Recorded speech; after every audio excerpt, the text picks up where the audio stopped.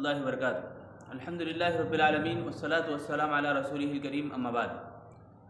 نواقض اسلام ہم لوگ سن رہے ہیں۔ سب سے پہلے ناقض اسلام یعنی اسلام سے خارج کرنے والی جو چیز ہے، سب سے پہلی چیز شرک ہے۔ اس کے بعد دوسرا ہمیں سنے ہی اس سے پہلے درس میں، یعنی اللہ کو واسطوں سے پکارتے ہیں، ایسا کرنا بھی اسلام سے خارج ہو جانے کا کام ہے اور معاملہ ہے۔ یہ بھی یعنی لوگ اللہ کو واسطوں سے پکارنا، گویا اللہ سے دعائیں کرنے کے بجائے اولیاء اللہ کو پکارتے ہیں، اولیاء اللہ سے سفارش کا مطالبہ کرتے ہیں اور اولیاء اللہ کے اوپر بھروسہ کرتے ہیں، یعنی غیر اللہ کے اوپر، اللہ کو چھوڑ کر جو بھی لوگ اس طرح کہتے ہیں کہ اللہ کو سیڑھی کی ضرورت ہے، اللہ کو رسی کی ضرورت ہے، نعوذ باللہ العیاذ باللہ، یہ بہت بڑی گستاخی ہے اور اسلام سے خارج ہونے والا کام ہے۔ تمام امت مسلمہ کا اجماع ہے کہ یہ کافر ہے، یعنی کفر کا فعل ہے۔ تو اب ان چیز میں ذرا وضاحتی انداز میں ہمیں سمجھنے کے لیے سبب اور مسبب کو سمجھنا ضروری ہے۔ یعنی اسباب کو پیدا کرنے والی ذات اللہ ہے، سبب کو پیدا کرتا ہے اللہ تعالیٰ۔ کوئی بھی کام ہے تو سبب اور ذریعے سے ہوتا ہے۔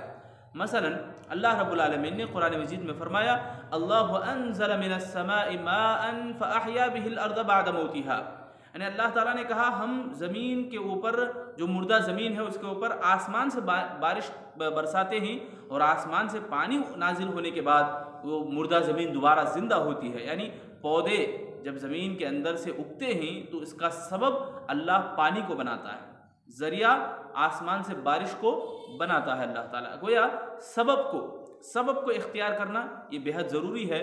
شیخ الاسلام امام ابن تیمیہ رحمۃ اللہ علیہ نے بھی بیان کیا کہ تمام چیزوں کی خیر اور شر اللہ کے پاس ہے، تمام چیزوں کی ملکیت اللہ تعالیٰ اپنی قدرت میں رکھا ہے، البتہ اسباب کو بھی اپنانا چاہیے۔ اب آئیے اسباب کو ہم ذرا سمجھیں، اسباب کو اپنانے کا طریقہ کیا ہوتا ہے۔ سب سے پہلی چیز، سببوں کو اپنانے کے لیے سب سے پہلا علم ہمارے پاس یہ ہونی چاہیے، ہمارا عقیدہ یہ ہونا چاہیے کہ انسان اسباب کو اپناتا ہے، سبب کو اپناتا ہے۔ مثلا ایک آدمی دعا کرتا ہے اللہ سے، اس کی مصیبت ٹل جائے تو اس دعا کی بدولت اللہ مصیبت کو دور کرتا ہے، یہ سبب ہے دعا۔ اللہ سے ہم دعا کرتے ہیں تاکہ مصیبت ٹل جائے، تو یہ سبب ہے۔ ہاں ہم چاہتے ہیں سبب اپنانے کے بعد فوراً ہو، یہ امکان نہیں، اس کی گارنٹی نہیں ہے، کیونکہ اللہ تعالیٰ سبب ہونے کے باوجود بھی گارنٹی نہیں کہ فوراً اللہ تعالیٰ دے دے، فوراً اللہ تعالیٰ مصیبت کو دور کر دے۔ سمجھ میں یہ بات؟ پہلی بات ہے سبب ہمیں اپنا رہے، پھر بھی دوسرے رکاوٹوں کی وجہ سے اللہ تعالیٰ سبب کا مطلوب فوراً نہیں دیتا۔ مسبب کون ہے؟ اللہ ہے، تو سبب اللہ ہی دیا، ہم اس کو اپنا رہے، پھر بھی اللہ تعالیٰ ہم جو چاہتے ہیں وہ نہیں ہوتا، اللہ جو چاہتا ہے وہ ہوتا ہے۔ ہم جو کچھ کرنا ہے کرنا ضروری ہے ہمارے لیے، تو سبب کو اپنانا ضروری ہے۔ اس کی مثال اس طرح بھی ہمیں سمجھ سکتے ہیں کہ میت کی جنازہ نمازہ ہم پڑھتے ہیں، نماز جنازہ پڑھنا رحمت الہی کا موجب ہے، یعنی اللہ تعالیٰ رحمت نازل کرتا ہے، میت کے لیے بھی ثواب ہے، نماز جنازہ پڑھنے والوں کے لیے بھی ثواب ہے۔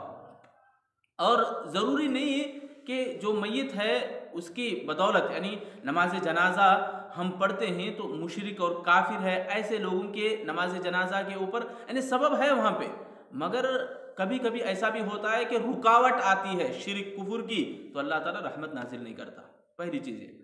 دوسری بات، بغیر علم کے ہم سمجھتے نہیں، جانتے نہیں کہ فوراً بول دیے کہ سبب یہی ہے، کوئی کام کر رہے ہیں تو سبب اسی کو ہم قرار دیں، یہ غلط بات ہے۔ سبب یہی ہے، اس کے ذریعے سے ہماری مصیبت ٹل جائے گی، ہمیں فائدہ ملے گا، یہ علم کے ساتھ ہی دیں، بغیر علم کے نہ دیں۔ دوسرا عمل کیا ہے؟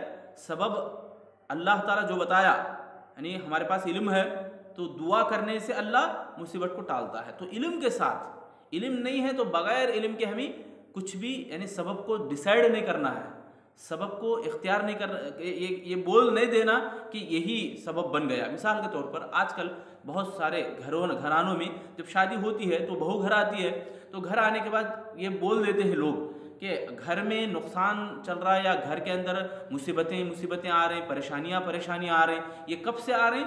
گھر کو جب نئی بہو آئی تو اس وقت سے پریشانی آ رہی ہیں۔ کس کو سبب بنا رہے ہیں؟ نعوذ باللہ ایک عورت کو بنا رہے ہیں۔ تو بغیر علم کے ڈیسائیڈ نہیں ہونا ہے، ڈیسائیڈ نہیں کرنا ہے کہ سبب یہی ہے، اسی سبب کی بدولت یہ چیزیں ملی ہیں، یہ چیز میسر ہوئی ہے، یہ دوسری چیز ہے۔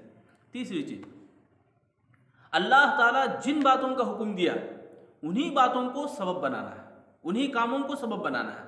مثلا دعا ہی ہے، یا موٹی مثال ہے کہ جس چیز کو ہمیں اپناتے ہیں کہ اس کو پکڑنے یا اس کو چلانے کا طریقہ ہمارے کو معلوم نہیں ہے، اب اس کے اوپر ہمیں اس کو استعمال کرنے کے بعد بگاڑ ہوا تو یہ ہماری غلطی ہے، ہماری محرومی ہے۔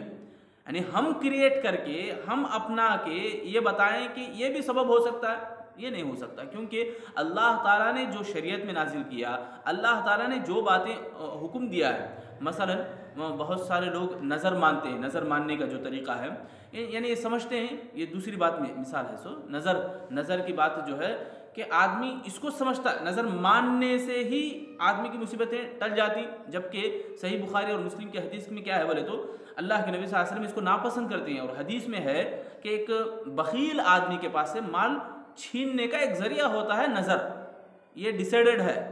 اور تیسرے طریقے میں فرق کیا ہے معلوم؟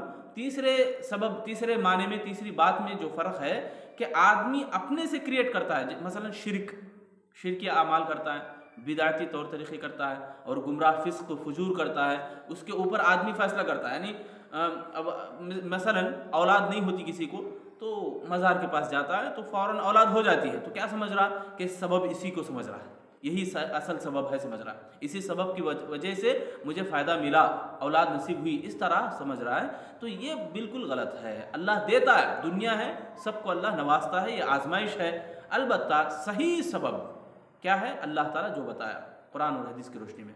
یہ تین باتیں ہمارے کو یاد رکھنے کی ہے۔ پہلی بات، ہمیں اسباب کو اپنانا ہے، سبب اختیار کرنا ہے، فوراً ملتا ہے کیا یہ ہمیں جیسا چاہے ویسا نہیں ہونے والا۔ دوسرا، بغیر علم کے ہمیں فیصلہ نہیں کرنا ہے کہ یہی سبب ہے، اصل سبب ہے۔ تیسرا، اللہ تعالیٰ جن چیزوں کو سبب بتایا، اللہ تعالیٰ حکم دیا عبادتوں میں، سب توفیقی ہے، توفیق بولے تو اللہ تعالیٰ دیا ہے، ہمیں کریٹ کر کے یہ بھی عبادت ہے بولنا، اس کو سبب بنانا، یہ غلط بات ہے۔ مثلا بہت سارے لوگ غریب نواز یا غوث اعظم بول کے پکارتے ہیں، تو یہ سبب غلط ہے، اگرچہ کہ آپ کو مقصود ملتا ہے، یعنی کوئی آ کے آپ کی مدد کرتا ہے، ہیلپ کرتا ہے، آپ بول دیے کہ غوث اعظم کو میں پکارا، ان کی دیکھو مدد یہاں سے مل گئی، غوث اعظم ان کی شکل میں آ گئے، ان کی شکل میں آ گئے، اس طرح بولنا یہ شرکیہ کام ہے، بیکار ہے، بکواس ہے۔ یہ تین باتیں ہمارے کو یاد رکھنے کی ضرورت ہے۔ اللہ سے دعا ہے اللہ تعالیٰ ہم تمام لوگوں کو سمجھنے اور عمل کرنے کی توفیق عطا فرمائے، آمین۔